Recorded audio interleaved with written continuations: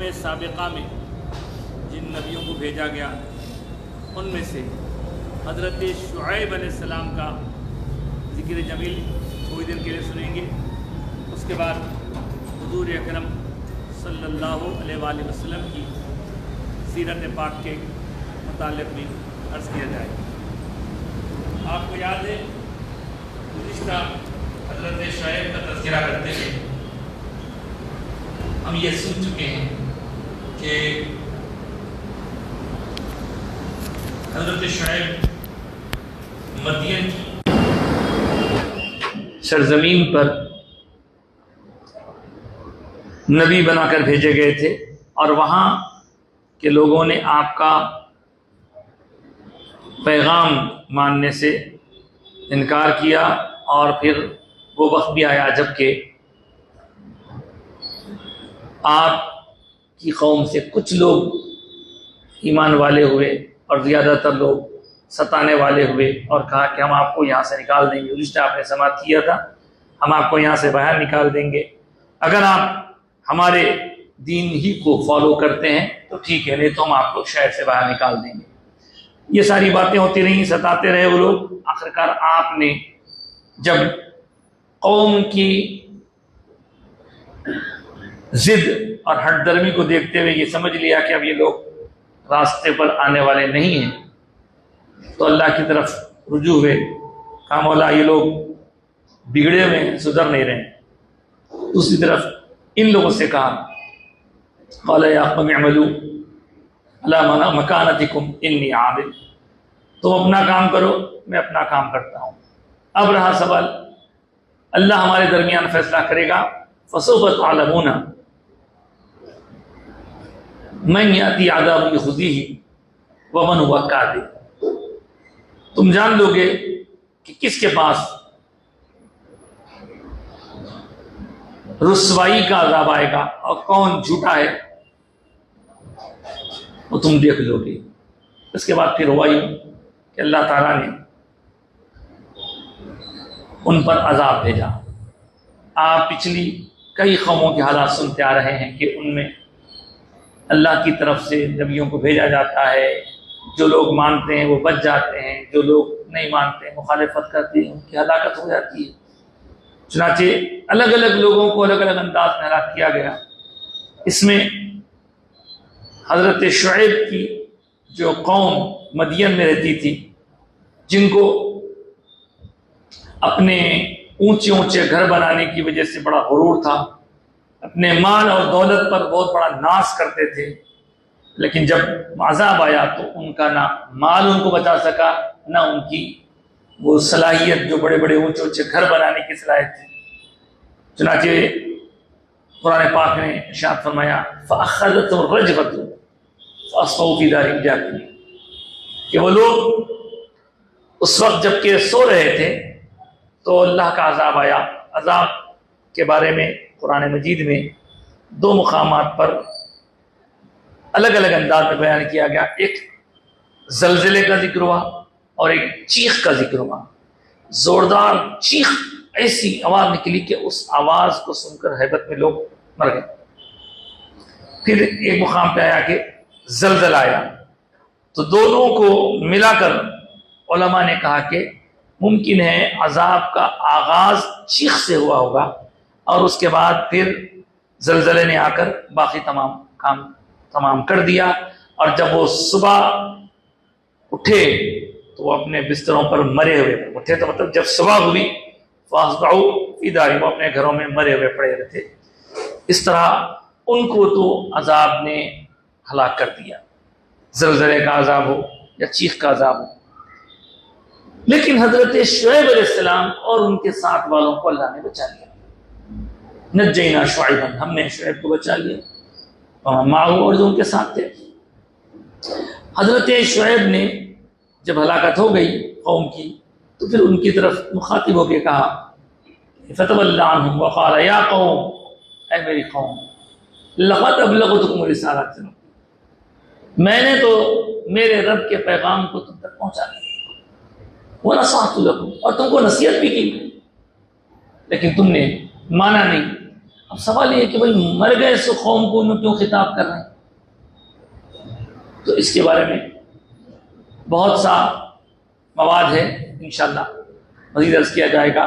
फ़कैफ़ असा अला कौमिन काफ़िरीन, मैं क्यों अफसोस करूँ उस कौम के मरने पर जो काफिर हो गई थी।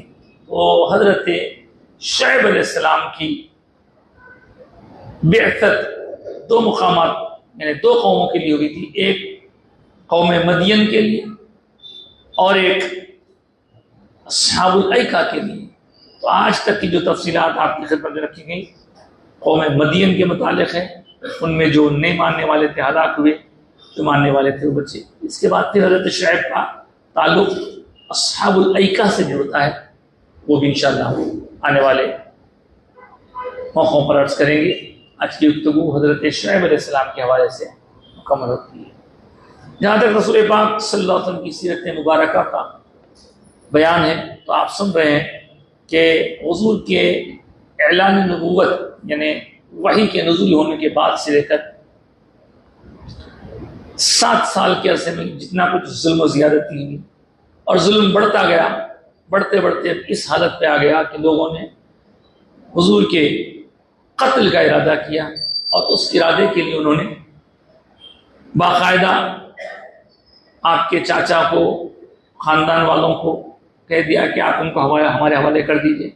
लेकिन उनके चाचा हज़रत सरकार के चाचा हज़रत अबू तालिब ने इससे इनकार किया और फिर जब आपको फ़िक्र लायक हुई अपने भतीजे की, तो आपने अपने ख़ानदान वालों के साथ एक मुकाम पर जिसको शअब अबी तालिब कहते थे, एक घाटी थी, उसमें जाकर अपने आप को महफूज करना चाहा। उधर आपने महफूज करना चाहा और इधर इन बदबख्तों ने, जिसमें अबू जहल पेश था, सब ने मिलकर लोगों को भड़काया और एक ऐसा दस्तावेज लिखा, एक पेपर लिखा, लिख करके काबे के बीच में लगाया। उस पेपर पर बड़े बड़े सरदारों के तरफ से रजामंदी थी।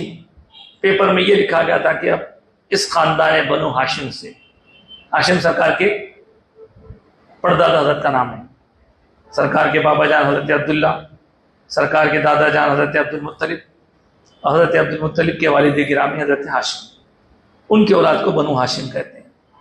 वो बनु हाशिम से अब सोशल बाइकॉट, कोई उनसे रिश्ता नहीं करना, कोई उनके साथ कारोबार नहीं करना, कोई उनके साथ मेलजोल नहीं रखना।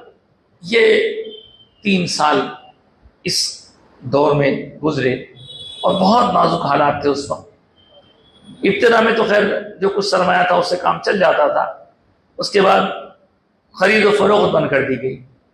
जो लोग बाहर से आते काफिले वगैरह में, उनको जाके ये लोग भटका देते और कहते कि हम पूरा मक्का इन लोगों के खिलाफ है, इनके साथ खरीद और फरोख्त भी नहीं होगा।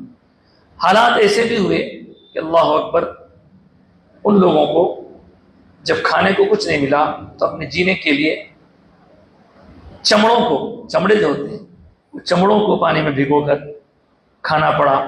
और सरकार दो आलम सल्लल्लाहु अलैहि वसल्लम के साथ देने वालों में ऐसा नहीं कि सारे ही अहले ईमान थे, बल्कि हुजूर के ख़ानदान के वो लोग भी थे जो ईमान नहीं लाए थे, मगर हुजूर का साथ देने के लिए उस घाटी में, जैसे हज़रत खदीजा कुबरा तो इस्लाम वाली थी, लेकिन बाद दीगर लोग, मगर इनमें जो सरकार का एक चाचा था अबू लहब, उसने खानदान बनु हाशिम का साथ देने से इनकार किया। और इस तरह वहाँ हुजूर को, हुजूर के खानदान वालों को, खवातीन को, छोटे छोटे बच्चों को बड़ी तकलीफ होती थी। रात भर बच्चे रोते थे। अब देखिए, कोई खरीद फरोख्त, रिश्तेदारी, ताल्लुक और बस सब टूट गया, तो वो लोग बेसहारा वहां पर रहने लगे, खाने को कुछ नहीं। और फिर वहां पर भी हुजूर की हिफाजत का सरकार के चाचा को बड़ा ख्याल हुआ करता था और वो बड़े एहतमाम के साथ अपने बच्चों को आगे कर देते और हुजूर की हिफाजत का इंतजाम करते थे। वाक़यात तफसीली हैं। होते होते होते होते होते जो बच्चे वहां रोते थे, उनके रोने की आवाज़ वादी में गूंजती थी। तो मक्के में रहने वाले ही कुछ काफिर लोग थे तो वो काफिर, लेकिन उनके दिल में भी नरमी थी, मुखालिफ नहीं थे। उन्होंने सोचा कि कुछ ना कुछ किया जाए।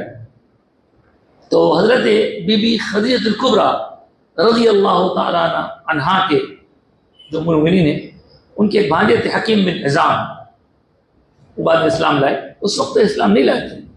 उन्होंने कुछ कोशिश की, कुछ खाना पहुंचाएंगे करेंगे, तो इस पर एक जोरदार झगड़ा हुआ। लोगों में क्या, ज्यादातर अबू जहल था जो रोकना चाह रहा था। अबू जहल की तायद में कम लोग आए, और ये साहब जो हकीम बिन हिज़ाम थे, ये अपनी तरफ से हमदर्दी और नरमी का मुजाहरा करते हुए कुछ पहुंचाने के लिए गए। 3 साल तक तो बहुत बड़े नाजुक हालात है, ऐसा कैसे आप गुजारे होंगे। उन दिनों खाना नहीं है तो बीमार होने वालों के लिए दवा कहां से मिलेगी? पत्ते खा के जी, पत्ते खाए, पत्तों को खाकर अपनी भूख मिटाए, और जिसकी वजह से जिस्म का रंग भी ग्रीन हो गया था। ऐसे भी वाक़यात देखे। आखिरकार इसका ये इख्तिताम हुआ। कैसे इख्तिताम हुआ? तो जैसे मैंने कहा कि हकीम बिन हिज़ाम और उनके साथी कुछ लोग हो गए, वो कुछ अनाज पानी पहुंचाना चाह रहे थे। अबू जहल मिल गया, मिल के कहने लगा कि देखो मक्के के सब लोग इनके खिलाफ है, ये पहुंचाने जा रहे हैं। फिर इनकी ताइद में कुछ आ गए, अरे भाई क्या करेंगे, भूखे प्यासे रहने लोग, तो इनके फुप्पू है वहां पे, इन्हों देने जा रहे हैं। बहरहाल थोड़ा मारा पीटी गड़बड़ हुई, और आखिरकार उस वक्त जो हालात पैदा हुए, फिर उन हालात में ऐसी सूरत निकली कि उस बाइकाट को खत्म किया जाए। उसमें कौन लोग पेश थे बाइकाट को खत्म करने? अबू जहल तो था ही, बाइकाट चलता रहे, ये लोग भूखे मर जाए। उन लोगों का मंशा ये था कि जब इन लोगों को भूख प्यास सताएंगी, परेशान होंगे, तो मोहम्मद तो हमारे हवाले कर देंगे सल्लल्लाहु अलैहि वसल्लम। अब जब वो हमारे हवाले कर देंगे तो हम उनके साथ जो भी करना है करेंगे। लेकिन ये देखिए कि हुजूर से मोहब्बत का ऐसा उन्होंने सबूत दिया कि हुजूर की खातिर सब बर्दाश्त किए। और आज बहुत से लोग उन लोगों के बारे में, खासतौर से सरकार के चाचा के बारे में बड़ी बदकलामी करते हैं कि वो काफिर थे, अना थे, फला थे। उन मामलात में उलमा का इख्तिलाफ है। हजरत अबू तालिब के ईमान के बारे में भी इससे पहले भी गुफ्तगू हो चुकी है कि कुछ लोगों के पास खुल्ला आपका ईमान साबित नहीं है। कुछ लोग ईमान वाले मानते हैं, कुछ लोग आपके बारे में खामोश रहने को तरजीह देते हैं। लेकिन इस तरह बदकलामी करना और हुजूर के चाचा के बारे में ऐसे कलिमात, जिस चाचा ने अपनी आखिरी सांस तक जानिसारी का मुजाहरा किया और वहीं बीमार हुए, चाचा भी वहीं बीमार हुए, सरकार की ज़ौजे मुकर्रमा उम्मुल मोमिनीन बीबी सिद्दीक़ा बीबी खदीजतुल कुबरा भी वहीं हालात उनकी खराब हुई।